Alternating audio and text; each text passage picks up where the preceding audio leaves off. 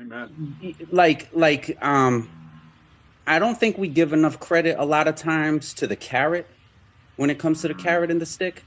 Right. Like we don't give God's love and his beauty enough credit for being able to draw us in. And I know like last year my mother passed, well now it's like 2023. My mother passed away suddenly, and she was sort of like my main source of like all my faith questions and everything. She always had something comforting to tell me.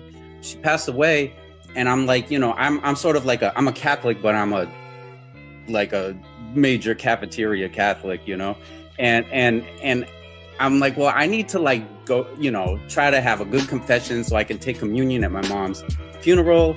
And I just start doing some research and everything, and I suddenly learning all this stuff about like how easy it is to like go to hell, and you start thinking about everybody that you care about that's never gonna make it, and like by most infernalist standards, and like that doesn't draw you in. Like that doesn't, oh, then I better do extra good so I can make it in.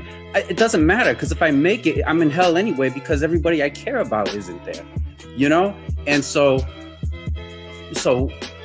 that throws you into a state of like, I don't want any of this to be real, because I don't want my auntie who doesn't go to church to go to hell. I don't want, you know what I mean? All that stuff is what makes you excited for that moment before I started reading so much, for that moment where I was finally like feeling, and I have these waves throughout my whole life. I have these waves, and I get these waves of like being away from church and then feeling drawn to God because something gives me hope. Something makes like that aroma of God's love becomes powerful, and I'm so excited to get closer to God. And I go to church, then I get to church and I get hit with all this nonsense that just makes me feel like someone's putting a gun to my head. And I'm like, I don't want to be there anymore, And I think like making the news good is what draws people to want to emulate the good.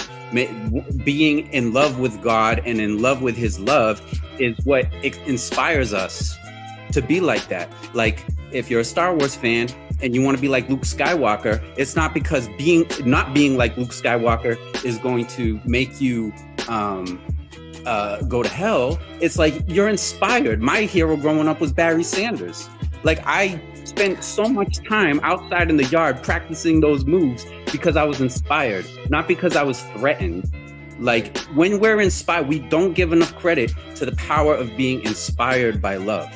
And when you're conditioned to move in love, the consequences of hurting a person is there. It's like when you realize you hurt somebody or you did something wrong, that love within you hurts.